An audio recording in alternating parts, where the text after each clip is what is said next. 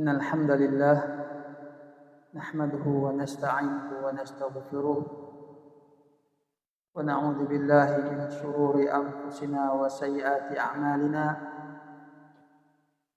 من يهده الله فلا مضل له ومن يضلل فلا هادي له وأشهد أن لا إله إلا الله وحده لا شريك له وأشهد أن محمدا عبده ورسوله يا أيها الذين آمنوا اتقوا الله حق تقاته ولا تموتن إلا وأنتم مسلمون اللهم صل وسلم وبارك على نبينا محمد وعلى آله وأصحابه ومن تبعهم بإحسان إلى يوم الدين.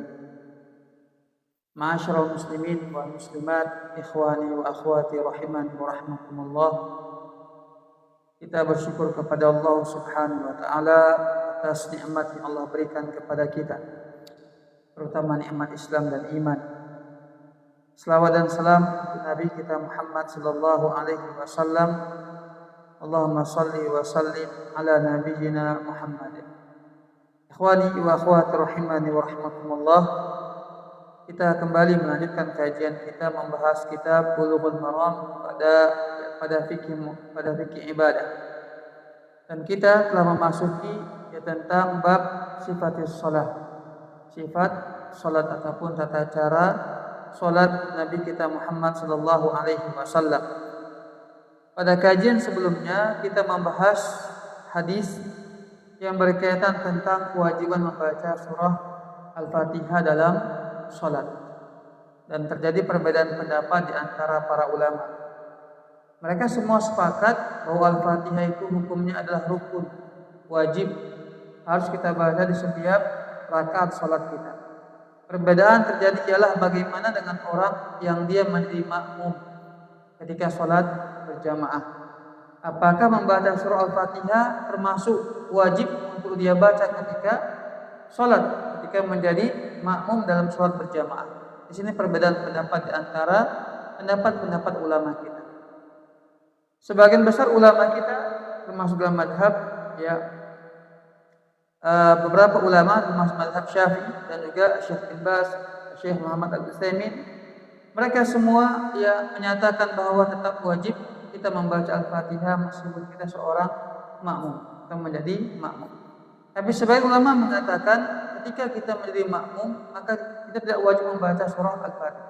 Tidak wajib membaca surah Al-Fatihah. Ini sebagaimana pendapat Syekh Al-Albani. Jadi ikhwani wa akhwati, kita sudah jelaskan tentang bagaimana argumentasi di antara para ulama kita tentang menjelaskan perbedaan pendapat dalam masalah membaca surah Al-Fatihah ketika kita salat berjamaah. Ikhwani wa akhwati rahimani wa rahmakumullah. Kita baca hadis berikutnya ialah hadis daripada Anas bin Malik radhiyallahu taala anhu. Anna Nabiy sallallahu alaihi wasallam wa Abu Bakr wa Umar kanu yaftatihuna as-salata bilhamdillahi rabbil alamin. Bahwasanya Nabi sallallahu alaihi wasallam, begitu pula Abu Bakar serta Umar, mereka memulai salat mereka dengan mengucapkan atau membaca alhamdulillahi rabbil alamin. Di sini maksudnya ialah tanpa membaca bismillah. Riwayat yang lain, Al-Imam Muslim menambahkan la yadkuruna bismillahirrahmanirrahim fi awwali qira'atin wala fi akhirih. Bahwa mereka, yaitu Nabi, Abu Bakar serta Umar, mereka tidak mengucapkan bismillahirrahmanirrahim baik di awal bacaan Al-Fatihah mereka ataupun di akhir bacaannya. Ini berarti secara mutlak menyatakan tidak membaca bismillah. Lihat ikhwani wa akhwati, kita lihat bahas perbedaan pendapat dalam masalah ini. Dan meriwayat Al-Imam Ahmad, An-Nasai juga meriwayatkan, serta Ibnu Khuzaimah juga meriwayatkan bahwa Anas bin Malik mengatakan, atau hadis yang lain menyebutkan la yajharuna bi bismillahirrahmanirrahim. Mereka bukan tidak membaca, tapi tidak menjaharkan kalimat ataupun ucapan bismillahirrahmanirrahim. Baik. Kemudian dalam hadis yang lain, Al-Imam Ibnu Khuzaimah menyebutkan kanu yusirun ya kan yusirun, bahwa mereka itu mensirkan, ya tetap membaca tapi tidak menjaharkan, membaca secara lirih, secara pelan.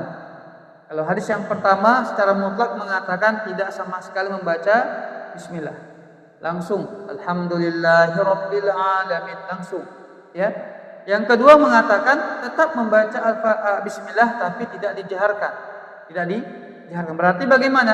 Bismillahirrahmanirrahim, alhamdulillahirabbil alamin, dan seterusnya. Ya begini. Ini pendapat yang kedua. Baik, kemudian pendapat yang ketiga, hadis daripada Nu'aim al-Mujmir. Beliau berkata, ya qal sallaitu wara'a Abi Hurairah fa qara'a bismillahirrahmanirrahim thumma qara'a bi ummil Qur'an hatta idza balagha waladdallin qala amin wa yaqulu kullama sajada wa idza qama minal julus Allahu akbar thumma yaqulu idza sallama walladhi nafsi biyadihi inni al-ashbahukum salatan bi Rasulillah sallallahu alaihi wasallam, rawahu An-Nasa'i wa Ibnu Huzaimah. Nu'aim al-Mujmir menceritakan kepada kita, beliau berkata,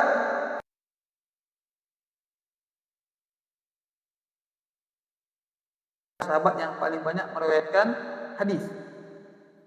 Maka beliau membaca bismillahirrahmanirrahim. Kalau tadi ya tidak membaca riwayat yang lain ataupun mensirkannya. Tapi di sini kata Nu'aim, Abu Hurairah baca bismillahirrahmanirrahim sehingga terdengar oleh jamaah yang di belakang. Berarti apa ini? Menjaharkan. Menjaharkan bacaan bismillahirrahmanirrahim. Kalau seandainya tidak menjaharkan atau mensirkan, jelas orang enggak tahu, kan begitu. Orang enggak akan mungkin mendengar. Tapi karena dikuatkannya, dijaharkannya, maka makmum yang di belakang pun mendengar bacaan bismillahnya. Kemudian baru boleh membaca Al-Fatihah. Membaca bismillahirrahmanirrahim, baru membaca Al-Fatihah. Alhamdulillahirabbil alamin. Hatta idza balagha, sehingga ketika beliau sampai pada ayat atau bunyi ayat waladdallin, ya, maka beliau mengatakan amin dengan suara yang terdengar pula.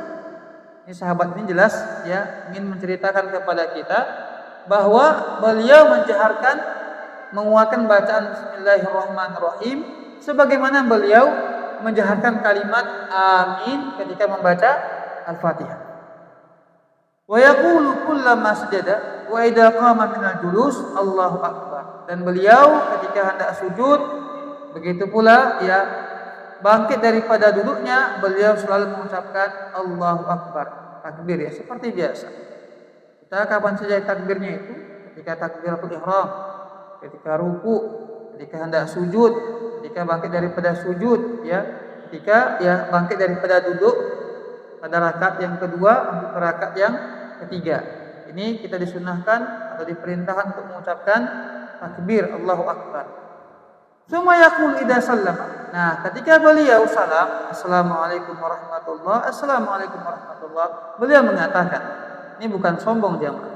Ini menjelaskan, ya. Ini menjelaskan bahwa apa yang beliau lakukan bukanlah mengada-ngada, tapi merupakan benar-benar beliau mencontoh salat Nabi Muhammad sallallahu alaihi wasallam. Beliau mengatakan walladzi nafsi biyadi, demi jiwaku di tangannya. Ya. Ini banyak sumpah seperti ini Nabi gunakan dan para sahabat juga menggunakan sumpah-sumpah seperti ini. Demi jiwaku yang berada di tangannya, demi Allah Subhanahu wa taala, inni la asbahukum salatan bi Rasulillah.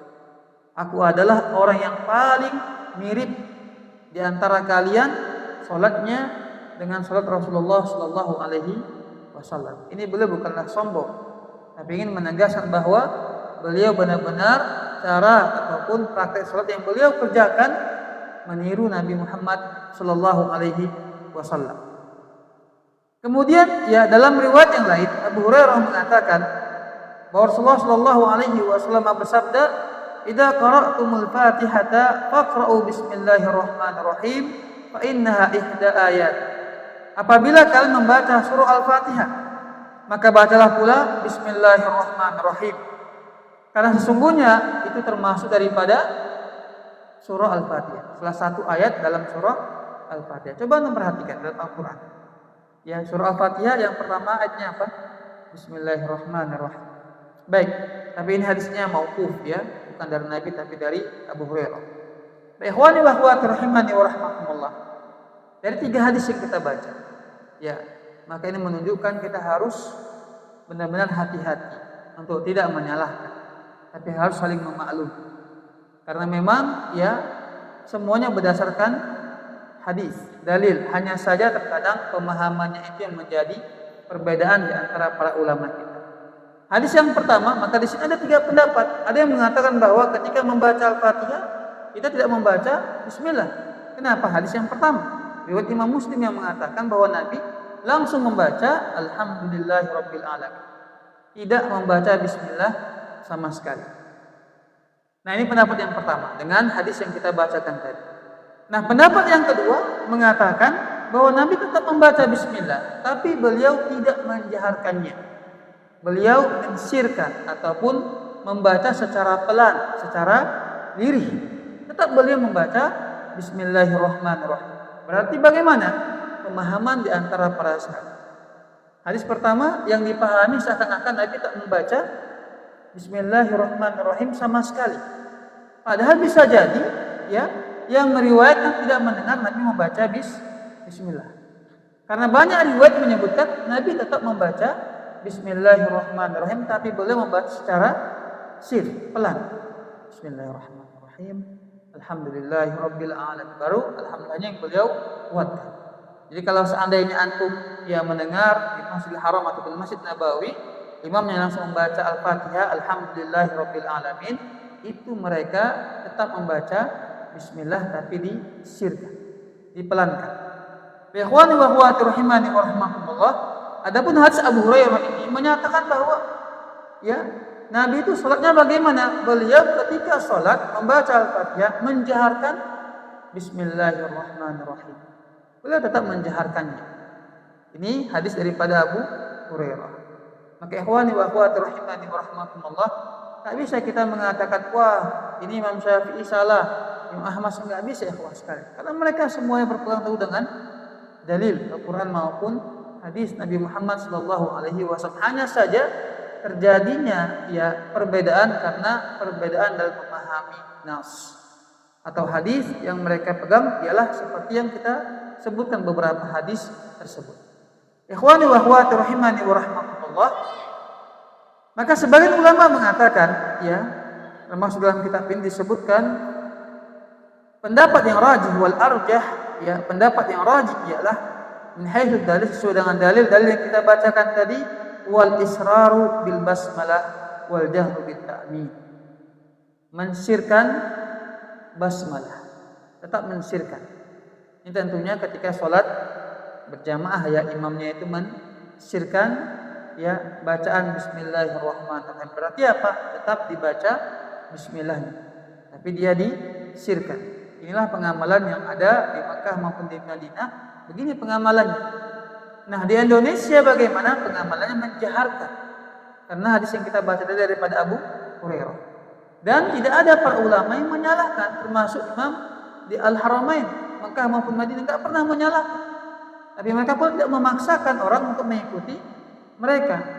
Ya makanya Syekh Abdurrahman As-Sudais ketika beliau menjadi imam di Istiqlal Jakarta, beliau menjaharkan bismillahnya. Karena apa? Menghargai orang-orang Indonesia. Selagi memang ada dalilnya dan para ulama berbeda pendapat di situ, tak usah kita bersikeras. Tak usah kita ya membuat hal-hal yang bisa menjadi orang was-was dengan sholat, was-was dengan. Nah, masalahnya ialah Indonesia ini termasuk kuat taklidnya. Sesuatu yang menjadi perbedaan pendapat para ulama dan kita umpamanya inilah pendapat Indonesia atau mazhab Syafi'i. Seakan-akan itu apa? Itu wajib ya. Selain daripada itu tidak sah. Itu pula masalahnya di Indonesia ini, ya. Sehingga terjadilah ketika orang sholat, wah ini gak menjaharkan bismillahnya bagaimana? Tak usah sholat di belakang orang tersebut. Nah, ini salah satu pendapat yang tidak benar, ya. Karena ini masalah-masalah yang sepele, masalah-masalah yang ringan. Ya, begitu pula berarti kalau kita sholat di belakang orang yang menjaharkan bismillah, enggak masalah, tetap sah sholatnya. Ataupun orang yang mensirkan bismillahnya tetap sah sholatnya. Ya, karena ini bukanlah termasuk rukun dan dua-duanya tetap membaca bismillah. Hanya saja satu mensirkannya, ya, memelankan bacaan bismillahnya, yang satu dia menguatkan. Intinya apa? Tetap membaca bismillahirrahmanirrahim. Jangan ragu lagi berarti ya kalau seandainya kita sholat di belakang orang yang kita nggak dengar bacaan bismillahnya atau dia mensirkan, memelankan bacaan bismillahnya, tetap sah sholat kita. Karena apa? Pada hakikatnya tetap membaca bismillah, tapi dia pelankan. Nah, begitu pula kita jangan ragu sholat di belakang orang yang menguatkan bacaan bismillah. Ikhwani wa akhwati rahimani wa rahmakumullah. Meskipun sekali lagi di sini tentunya kita sebutkan pendapat yang rajih ialah tetap mensirkannya. Tetap mensirkan dengan berbagai macam dalil yang mereka sebutkan, ya. Dan sebagian ulama mengatakan bahwa hadis Abu Hurairah merupakan hadisnya tidaklah kuat dibandingkan dengan hadis yang mengatakan, ya, bahwa disirkan, bahwa dia disirkan bacaan bismillah. Ikhwani wa akhwati rahimani wa rahmatullah. Ya, tapi sekali lagi meskipun demikian kita harus hikmah, ya, kita harus hikmah. Sesuatu yang masih bisa kita, ya, bertoleransi di situ, jangan kita memaksakan, ya, pendapat kita, karena khawatirnya terjadi keributan, ya, terjadi ketidaknyamanan dalam ibadah sholat kita secara berjamaah. Ya, oleh sebab itu kita jangan pula menyalahkan umpamanya ada ustaz yang kita tahu dia berpendapat mensirkan bacaan basmalahnya, tapi ketika dia menjadi imam di masjid umum umpamanya, dia menjaharkannya, ya, dia menjaharkan. Kenapa? Dia menjaga tadi jangan sampai ada keributan di masjid, orang merasa ragu dengan sholat, merasa ragu dengan sholatnya. Maka kalau antum alhamdulillah belajar, nggak masalah mau menjaharkan, mensir nggak masalah. Kenapa? Kita belajar. Tapi yang jadi masalah ialah orang yang tidak belajar, orang yang tidak belajar. Ini menjadi masalah, ya. Karena ketika mereka tidak belajar, merasa inilah suatu kebenaran, harus begini, kalau enggak maka tidak sah. Ini menjadi sebuah keributan dalam ibadah kita. Ikhwani wa akhwati rahimani wa rahmakumullah. Hadis berikutnya, ya. Ini sunnahnya kita menguatkan bacaan amin. Ya, hadis daripada Abu Hurairah juga bahwa beliau mengatakan, kana Rasulullah sallallahu alaihi wasallam idza faragha min qiraati ummil Qur'an rafa'a sautahu wa qala amin. Bahwa Nabi sallallahu alaihi wasallam apabila membaca surah Al-Fatihah Ummul Quran, maka beliau mengucapkan kalimat amin, ya. Ketika sampai waladhdallin, amin, beliau membacanya. Pertanyaannya adalah apakah kata amin diucapkan hanya dalam sholat ketika membaca Al-Fatihah atau di luar sholat? Dari hadis ini Abu Hurairah menyebutkan dalam sholat. Para ulama mengatakan ketika kita membaca Al-Fatihah tetap disunahkan kita untuk mengatakan amin meskipun di luar sholat. Ya, di luar sholat. Kenapa? Karena di dalamnya itu ada mengandung doa. Iyyaka na'budu wa iyyaka nasta'in ihdinas siratal mustaqim siratal ladzina an'amta 'alaihim ghairil maghdubi 'alaihim waladhdallin.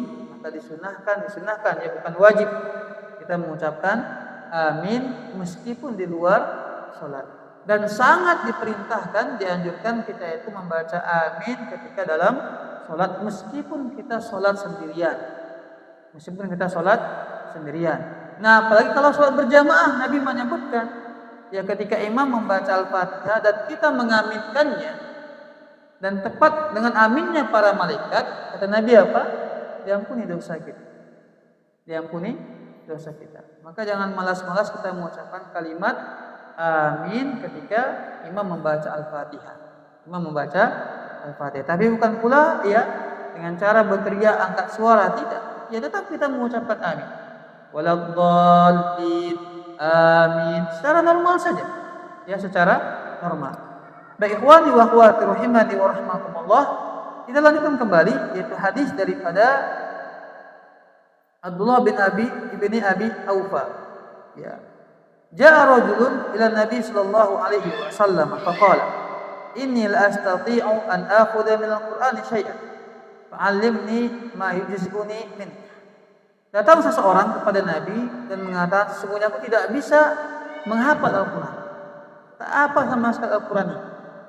Kata beliau mau sholat, tapi nggak bisa menghafal Al-Quran. Tak ada yang beliau hafal daripada apapun daripada Al-Quran, misalnya surah Al-Fatihah.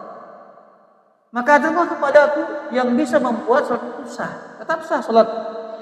Maka Nabi mengajarkan, katakanlah subhanallah walhamdulillah wala ilaha illallah wallahu akbar wala haula wala quwwata illa billahil aliyyil azim. Ikhwani wa akhwati rahimani wa rahmakumullah, ini tentunya hanya sekedar zikir. Dan ini berlaku bagi orang yang benar-benar tidak bisa membaca Al-Quran dan tak bisa pula untuk menghafalnya. Ini pula bisa kita ajarkan kepada orang yang baru masuk Islam umpamanya. Ya, tetap ikhwani wa akhwati, kalau dia sudah bersyahadat, asyhadu an la ilaha illallah wa asyhadu anna Muhammadar Rasulullah, ketika itu pula dia diwajibkan mengerjakan sholat. Ya, dia belum bisa baca tidak apa-apa, yang penting dia mengerjakan sholat. Kita ajarkan, itulah kewajiban kita.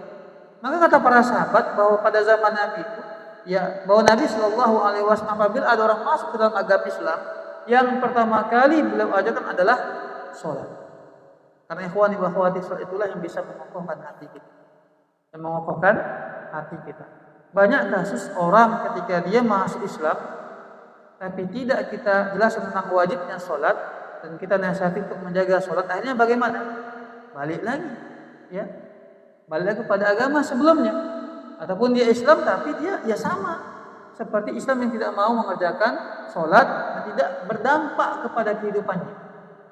Tapi kalau kita tekan wajibnya sholat, kalau dia bilang saya nggak paham, kita ajar dia mengerjakan sholat. Ya, subhanallah merupakan sebuah tabungan akhirat bagi kita, investasi.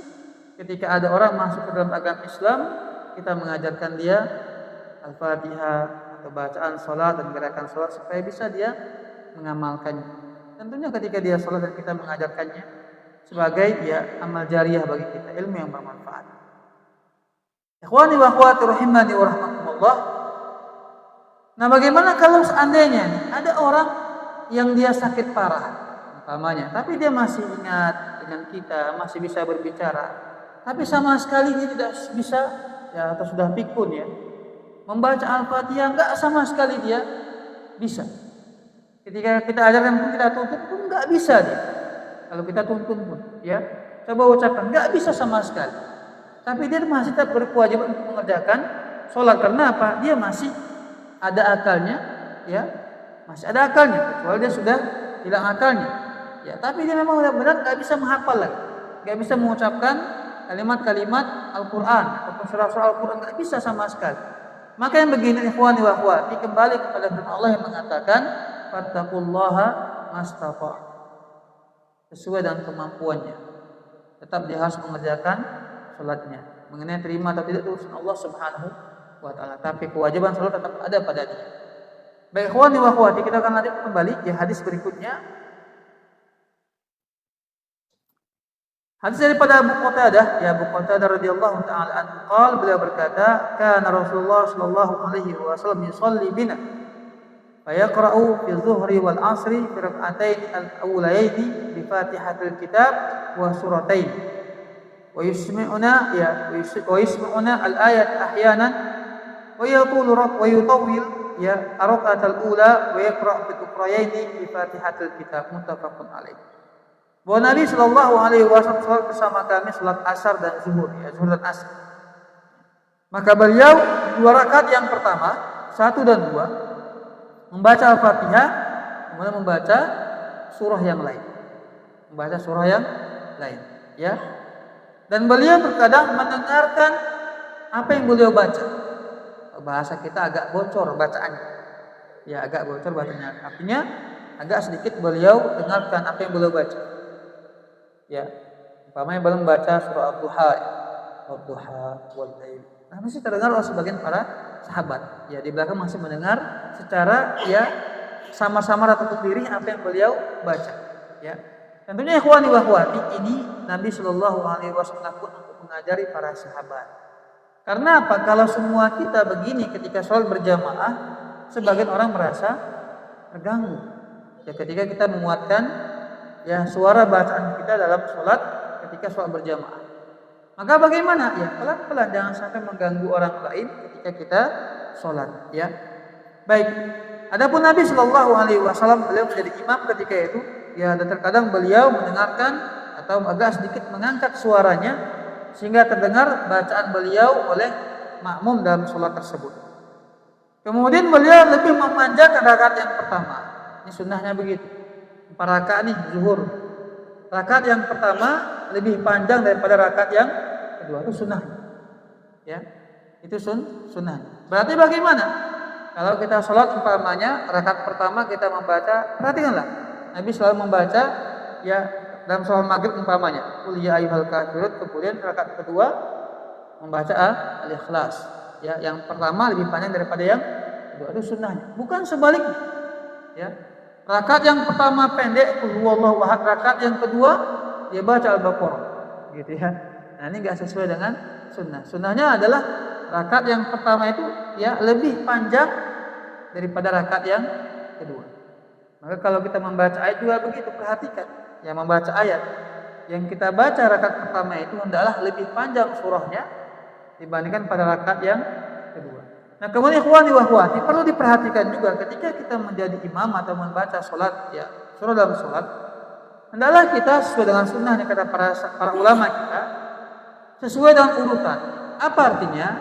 Ya, bahwa kalau kita umpamanya rakaat yang pertama ya membaca, contohnya ini, membaca kita katakanlah surah ya Watin wa Zaitun, At-Tin, rakaat yang pertama. Rakaat yang kedua, jangan pula kita membaca potongan surah Al-Baqarah. Kenapa? Itu mundur lagi ke belakang. Harusnya bagaimana? Kalau At-Tin yang kita baca berarti bacalah surah-surah setelahnya. Ya. Kenapa? Coba perhatikan ya dalam sholat Nabi Shallallahu Alaihi Wasallam ketika beliau sholat Jumat, apa yang beliau baca? Keseringannya ala sama al-ghasyiyah. Bagaimana urutannya? Ala lebih dahulu, kemudian al-ghasyiyah. Beliau dalam sholat maghrib membaca surah ya Al-Kafirun dan surah Al-Ikhlas. Berarti bagaimana? Secara memang urutan Al-Quran, Al-Kafirun lebih dahulu daripada Al-Ikhlas, meskipun bukan secara langsung. Tapi ya secara urutannya maka Al-Kafirun lebih dahulu daripada surah Al-Ikhlas. Dan di semua sholat Nabi, coba perhatikan. Dalam sholat Jumat beliau membaca surah As-Sajadah rakaat yang pertama, yang kedua Al-Insan. Mana lebih dahulu? As-Sajadah, kan begitu. Beliau ketika sholat pernah satu rakaat membaca Al-Baqarah, kemudian Ali Imran, ya kemudian surah An-Nisa, ya sesuai dengan urutannya. Itu sunnahnya. Karena banyak kadang sebagai ikhwan bacanya pertama dia baca diambilnya surah dalam juz 30 diambilnya. Tapi pas rakaat yang kedua dia ambil potongan surah Al-Baqarah atau surah yang lainnya. Makanya termasuk yang tidak ya sunnah. Meskipun tidak batal salatnya tapi bukan sesuai dengan sunnah Nabi Shallallahu Alaihi Wasallam. Pernah waktu itu ketika di pesantren ya, kan biasa tuh anak pesantren kalau sholat tarawih itu kan kita panjang-panjang di pesantren sampai 1 juz 1 malam itu. Biasanya kan yang paling panjang di surah di rakaat yang pertama. Rakaat yang pertama. Teman-teman yang lain biasanya apa? Santai dulu dia, duduk dia, udah kira-kira mau sujud, mau ruku nih kawan, yang imam nih, baru dia masuk. Ya, baru dia masuk. Ya. Hingga suatu hari ada teman, ya, nggak suka dia lihat teman-teman begituan. Rakaat yang pertama dia baca Al-Ikhlas, Qul huwallahu ahad. Masuklah semuanya nih. Ya, udah gabung, cantiklah safnya. Rakaat yang kedua dia baca Al-Baqarah. Ya. Setengah juz dia baca ketika itu. Tentunya kawan sekalian, ini tidaklah sesuai dengan sunnah. Meskipun mungkin maksud dia apa? Supaya teman-teman jangan menunggu duduk di masjid begitu. Dia sholat menjadi imam, ya nunggu dia mau sujud, mau rukuk baru semuanya pada mau masuk kan begitu. Nah, ini bahasanya pada rakaat pertama Al-Ikhlas, yang kedua setengah juz dia bantai begitu ya. Baik ikhwani wa akhwati rahimani wa rahmakumullah.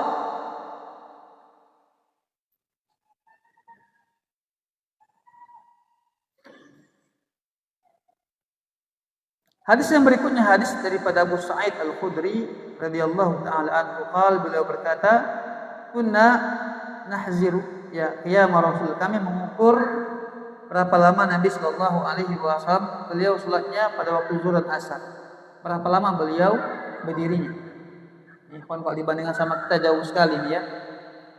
Beliau berdiri ya ataupun kadar berapa lama beliau berdiri. Kalau sekarang mudah kita menggunakan waktu ya timer ya. Zaman dahulu nggak ada. Zaman dahulu para sahabat mengukur dengan surat Al-Quran. Berapa lama beliau berdiri ketika sholat. Nah ketika beliau sholat zuhur maupun asar, kami ukur berapa lama beliau berdiri pada rakaat pertama maupun yang kedua. Itu kata beliau sekitar ya beliau membaca surah As-Sajadah. Panjangnya sholat zuhur Nabi Shallallahu Alaihi Wasallam. Kalau kita biasanya apa? Wal asr rakaat pertama ya, rakaat kedua qul huwallahu ahad. Ya. Makanya sholat kita sebentar kali. Ada dahulu ceritakan dalam sebuah hadis beberapa riwayat disebutkan. Ada sahabat ketika sholat bersama Nabi, zuhur atau asar ketika sholat dia, rupanya batal wudhunya karena dia mau buang hajat. Pergi dia pulang, buang hajat, ya, balik lagi, Nabi masih rakaat yang pertama, belum rukuk. Betapa lamanya sholat Nabi Shallallahu Alaihi Wasallam. Dan itu memang berlaku pada zaman Nabi dan para sahabat sudah paham dan mengerti. Ya, kalau sekarang nggak bisa kita mengamalkannya karena bisa menjadi sebuah konflik, ya, sebuah keributan di masjid.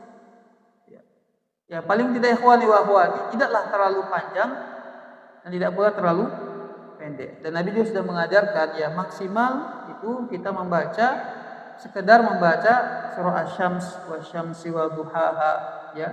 Itulah paling tidak kita membaca surah standarnya itu ketika kita sholat menjadi imam ya, menjadi imam. Ikhwani wa akhwati rahimani wa rahmakumullah. Nah, adapun rakaat yang kedua kata beliau ya separuh daripada surah As-Sajadah ketika sholat zuhur maupun sholat asar. Ikhwani wa akhwati rahimani wa rahmakumullah. Ini ya tentang bacaan-bacaan Nabi Shallallahu Alaihi Wasallam. Kita coba lewatkan ya. Karena di sini keterangannya kalau sholat zuhur itu agak panjang, asar agak sedikit lebih ya tidak sepanjang sholat zuhur. Maghrib ya beliau membaca ayat-ayat pendek saja, surah-surah pendek saja. Isya itu pertengahan dan subuh beliau membaca dengan surah yang panjang. Ya, surah yang panjang. Baik, kemudian juga ya disebutkan dalam hadis Jabir bin Mut'aim ya bahwa Nabi terkadang juga membaca dalam surah Maghrib itu agak panjang, yaitu surah At-Tur. Ya berarti boleh juga agak sedikit memanjangkan bacaan kita ketika sholat Maghrib. Kemudian ikhwani wa akhwati rahimani wa rahmakumullah, dalam hadis Abu Hurairah disebutkan kana Rasulullah sallallahu alaihi wasallam yaqra'u fi salatil fajri yaumal jum'ati alif lam mim tanzil as-sajadah kemudian wa hal ata 'alal insani ya in minad dahr surah al-insan. Bahwa Nabi ya sering sekali pada hari Jumat salat subuh membaca di rakaat yang pertama Al-Fatihah dengan surah As-Sajadah, rakaat yang kedua Al-Fatihah dengan surah Al-Insan. Ini kebiasaan Nabi Muhammad Sallallahu Alaihi Wasallam.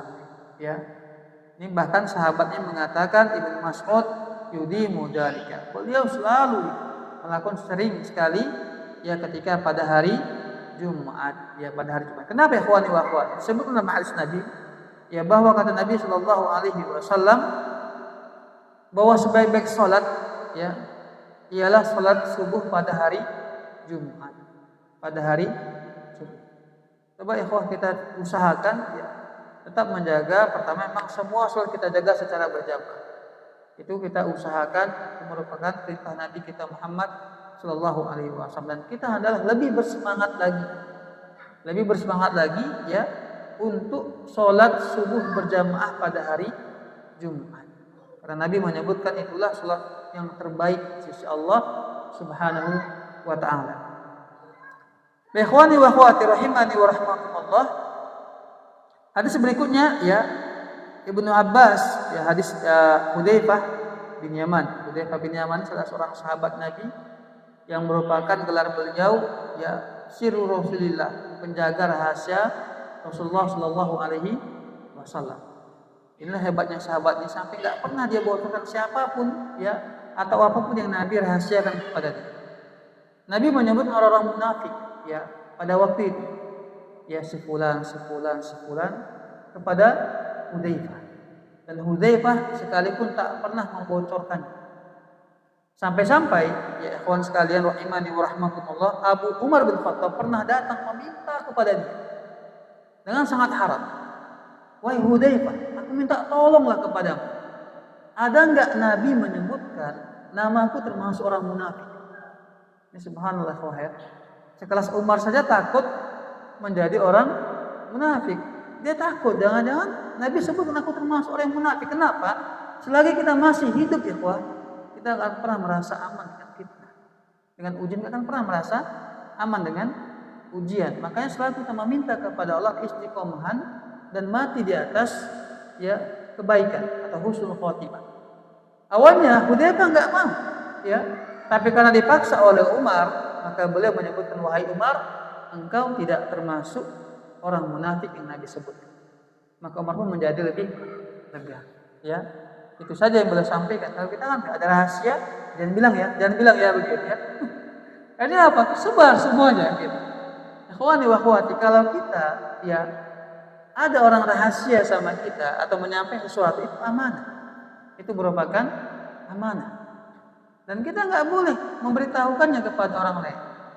Karena itu kalau merupakan sebuah rahasia ataupun amanah, ya orang mungkin sampaikan kepada kita curhatannya atau masalah dia kepada kita, maka jangan kita bongkar masalah tersebut.